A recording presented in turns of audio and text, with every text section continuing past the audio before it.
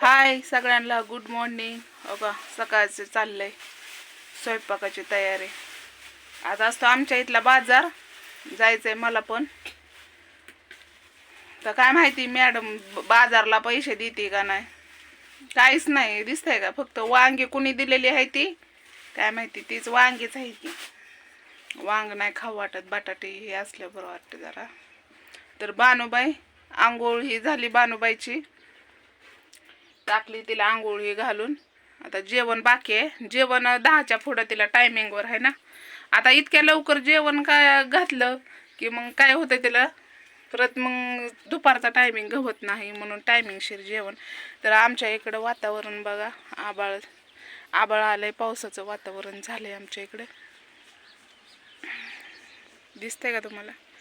तर आपल्या घेवडा ही शेवगा, शेवग्याला शेंगा आल्या. दिसतात का तुम्हाला शेंगा.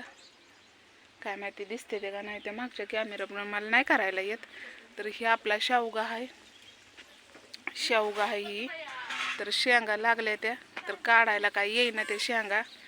तर मस्तपैकी आपल्या फुलाला, गजऱ्याच्या फुलाला फुलं लई मस्त लागल्यात. मला तर लईच भारी वाटतंय. बसती जरा. कसं होतं माहिती का, काही गोष्टी असतात काही गोष्टी नसतात. म्हणजे असतात म्हणजे आता मला आणवीचं दुधाचं, आता इथं मी काम सोडून आले. वाजवायचं बंद कर की.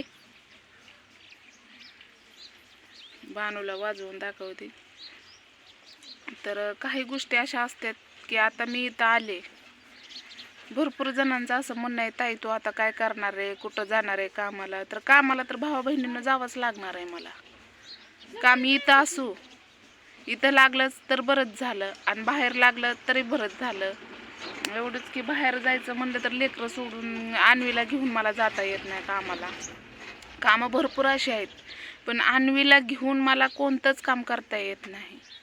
मग आता बघू, अजून 5-6 दिवस काय कामाचं चाललंय बघणं माझं नियोजन. तर जसं असेल तसंच लागलं तर बरंच आहे. तर आता मी असं म्हणलं की इथं कामं लागावं, तर इथं तर कामच नाही. ती लय बायांना पण विचारलं, माळावर विचारलं, वहिनीला विचारलं. वहिनी म्हणल्या कामच नाही ती. आता वहिनीला पण न्यायचंय कामाला. कपड्याचे दुकानात आहेत, पण टायमिंग व्यवस्थित नाही. टायमिंग आहे 9 ते 6, म्हणजे याला 7 वाजते त्या, आणि गाड्या परत नंतर नसते त्या. त्यामुळं लय अवघड होतं या, लय अवघड होतं आहे. मग आता करू तर कोणचं काम करू ना. कपड्याचं तर माझ्या काही शाळा झालेली नाही. बघू चाललंय. पहिली कंपनीत होती मी, तर त्या कंपनीतच मी मॅनेजरला फोन केला, सांगितलं की मी कामाला आहे का जागा शिल्लक. तर ती मला म्हणला थांबा, म्हणला 5-6 दिवस, म्हणला तुम्हाला मी सांगतो म्हणला. फक्त थांबा म्हणला, 5-6 दिवस तुम्हाला फोन करून सांगतो.